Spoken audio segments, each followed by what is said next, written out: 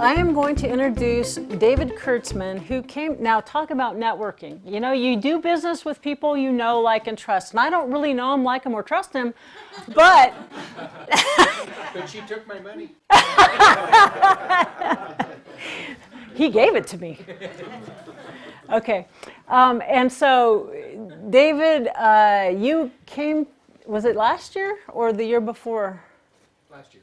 It was last year was the first time. So because of those people that I was networking with heavily between 2012 and 17, we just got connected one thing after another, and now he helps me run my meetup, and we've done some deals together, and it's really wonderful to have him. Now, David, I'm going to let you tell more about yourself, but I know what I really love about you is you're way different than me.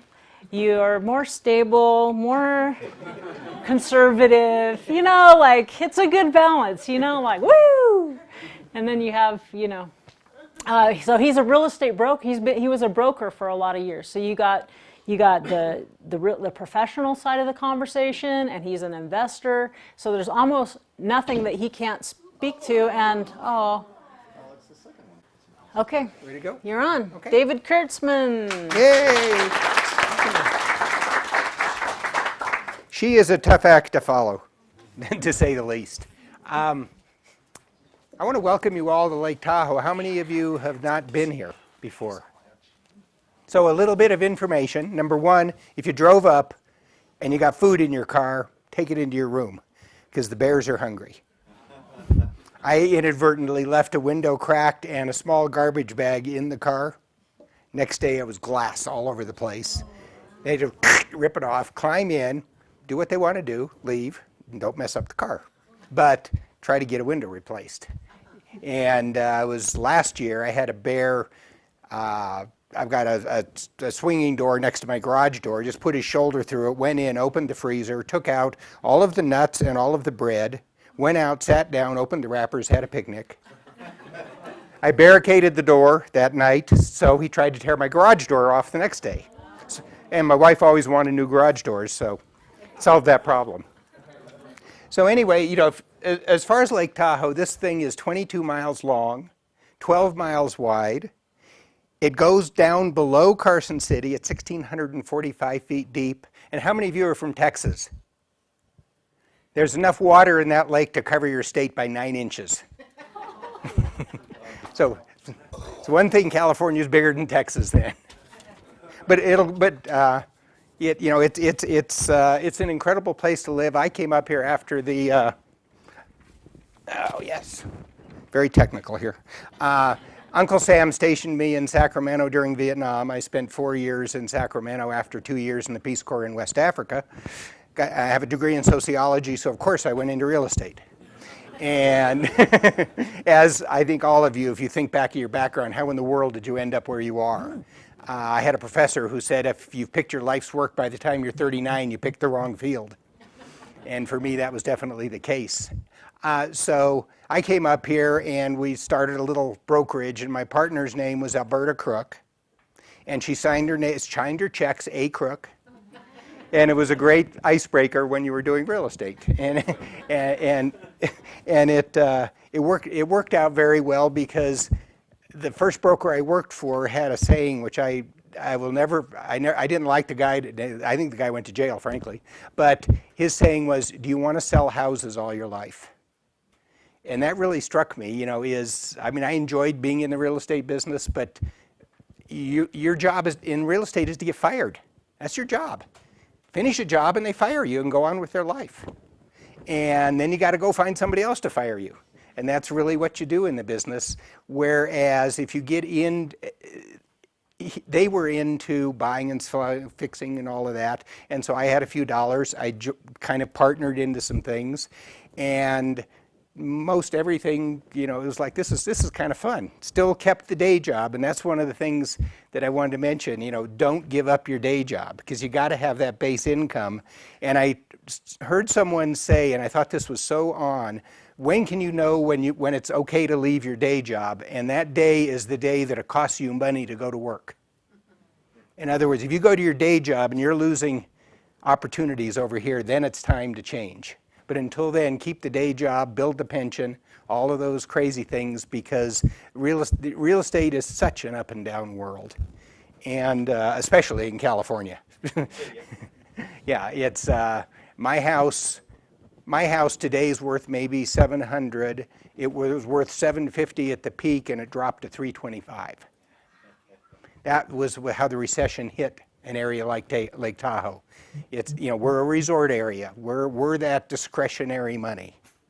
And right now, there's a lot of it being spent up here. Thank you, Mr. Zuckerberg. You just spent $53 million on 2 houses on the lake. Yeah. The condo we're going to be in next door is approaching $3 million. And this, by the way, is the slum of Lake Tahoe. South Lake Tahoe is the poor part of Lake Tahoe. Incline Village, we call it Income Village. There's 200 plus software companies claiming that's their home because it's a tax-free state. So you have all of those games going on here. And even Dawn the other day says, why do you live in California? Partly because I like my house.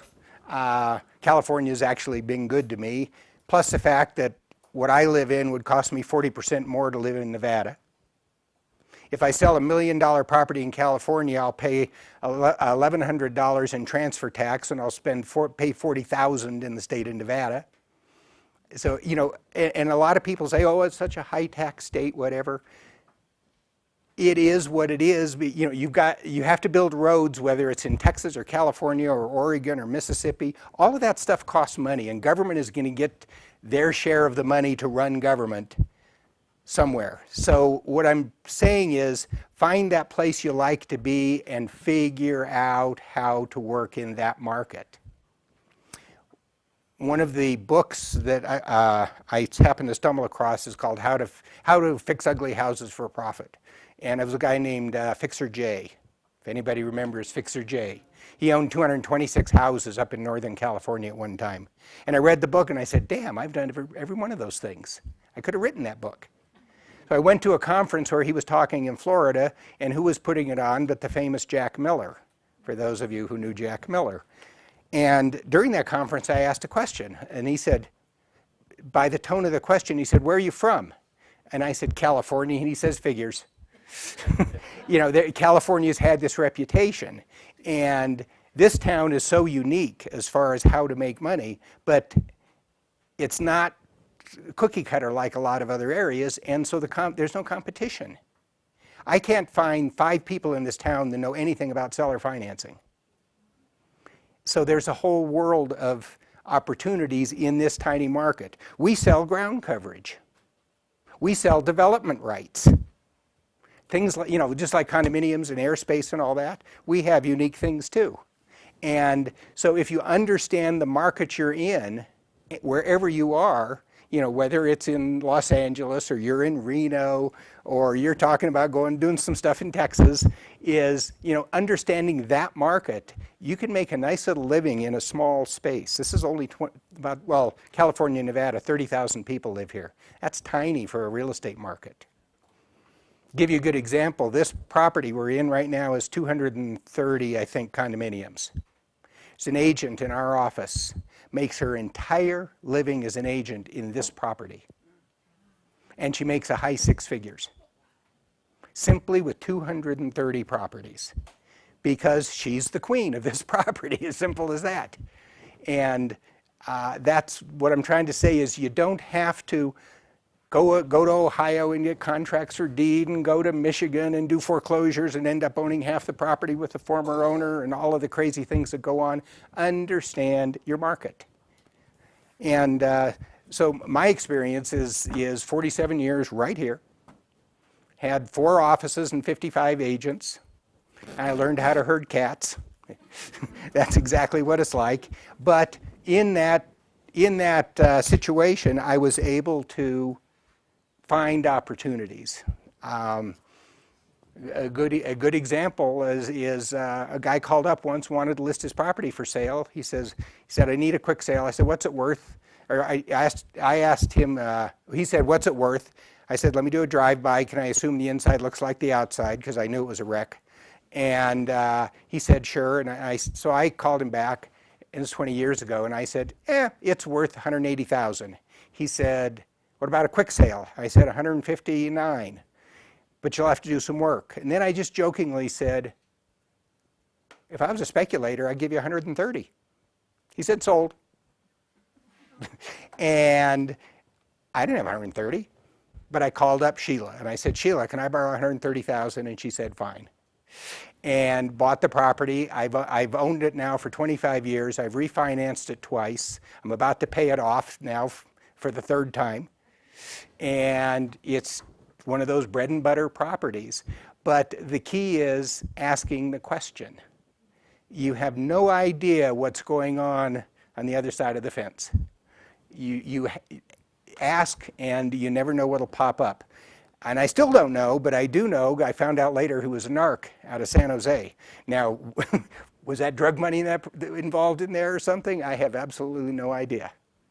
But you never know why somebody's doing something. And I think we make assumptions in this business. Well, of course they want the highest price. Not necessarily. They want the quickest deal sometimes. And you don't know what it is in a transaction that's somebody's trigger. There was a property for sale. This is going back the years in real estate, and guy wanted to know what he could get for it. I told him 90,000. I told him 80, and he said, well, I want 90. So I said, fine. And we started talking about, well, what's going to be included, the washer, the dryer, all the things real estate people ask. And then I said, and the snowblower, and he said, nobody's getting my snowblower. It was almost like he said, my name's Michael Dukakis, and I've had it for 25 years. But anyway, he said, nobody's getting my snowblower. And the guy was actually a snowblower mechanic for the county. And I said, fine. So we listed the property, had a buyer come in and wanted to pay 80,000. Buyer said, is the snowblower included? And I said, you can ask for it. So we put it in there, handed this $80,000 contract to the guy who wanted 90. He just, they're not getting my snowblower. And we sold the property for 80,000. And the reason I mention that story is you don't know what people's motives are or what their triggers are, and so on. And it's so easy to make assumptions that they think like you do. And they don't. Their reasons are different. Just like dealing with the nursery and so on. After a while, when somebody understood the process, then it kind of made sense. So going back to the networking, she really emphasized is the people in this room right now are your best friends. Everybody in this room. Because there's no competitor. You're not competing with one person in this room, but I will guarantee you, if you get a phone number and you have a question and you call that person, they will help you. That's what I love about this business. Your real estate agents won't. They'll duck for cover. That's my listing and so on and so forth. But the people in this room, they actually want to help you. They actually do. And again, whether it's in Texas or whether it's in Tahoe or whatever, I'm going to pass out my cards. You want a question about Tahoe? Fine. I'll be glad to talk to you anytime. And the way I ended up meeting Dawn was I went to this conference that Jack Miller put on in Florida. I met a guy named Keith Lankeet, who a few of you might know, who lives in Holland, Michigan. He wanted to borrow, he flips mobile homes and carries the paper. Asked me if I was interested in buying the loans from him. I said, fine, if you guarantee the loans. And we did about 30 transactions, 10, 12,000 each, whatever. It gave him the cash to go do another one. He then introduced me to a guy named Casey Jackson, who is in Austin, Texas. And Casey Jackson was here last year. Casey Jackson says to me in a phone call, you should go to this conference that Dawn is putting on. Now, I knew there was somebody in Carson who was really into this stuff, and I had no idea whom. And it turned out to be Dawn. So it was right down the street. But I had to go via Florida, Michigan, and Texas to find her. Which is like my son. He went in the Peace Corps in Namibia. And Susanville's just north of here, about 70 miles. He goes all the way to Africa and marries a girl from Susanville, who was in the Peace Corps group with him. So you never know who you're going to find where. So that's basically the kind of networking that'll, take place in this business. And, I really don't have, again, the PowerPoint, but I want to talk about the key is that old saying, it's not what you know, but who you know. And that is so important in this business. And one of the things I tried to teach my agents is you don't have to be the source of information at all. You don't need to know everything. You need to be the source of the source. I know somebody wants to do some paper. I know where Don is. I got a call from a guy in Santa Monica. His friend needed $350,000 on a duplex. I made a phone call. That guy made the loan, sent me a check for $1,700. Now, if you try to figure out how much per hour I made in that deal, there's one of your infinity type things. And that's because you can make money in this business without any money. I bought that fourplex, made a call and got the $130,000. Dawn, we just did a deal down south of here with one of her cohorts that she called me up and says, I've got this deal, I want to borrow $80,000. And I did a 20-year long-term note because that's what I'm into, is the long-term notes. And she ended up, darn it, paying it off in 30 days. No, you paid me 90 days, but you paid it in 30. 35. She gave me a bonus. She paid me 3 months interest, but she made a chunk of money on that deal. Now, I mean a big chunk, like, she could take a nice trip. Two of them, in fact. Anyway, but what I'm trying to say is that there were three parties to this thing. She found a deal, or her partner found a deal. I did a drive-by, took a look at it, fronted the money. She closed the deal and told me up front, I don't know if I'm going to fix it or flip it or whatever. And 30 days later, approximately, it had sold. Okay, am I upset? No. Why? I made some money. I helped her do a deal. She made some money, and her partner made some money. And then I started looking at the whole transaction. I'm 75 years old. She isn't. And her partner could be her child. So you've got 3 full generations in this transaction. You've got the 25-year-old named Kit Carson, after Kit Carson, who he's descendant of, who's getting going in the business, accumulating capital, and so on. You've got Dawn, that's kind of the deal maker and needs income to keep this whole machine running. And you've got me, who's basically trying to park money. And I'm not looking to do deals or make a killing on anything. We're well enough off now that I just want to get 8, 9, 10% return. And so the three of us went together representing 3 absolutely distinct approaches to the problem. And we all came out just fine. And that's kind of how the whole thing works. And that's really all I've got to say.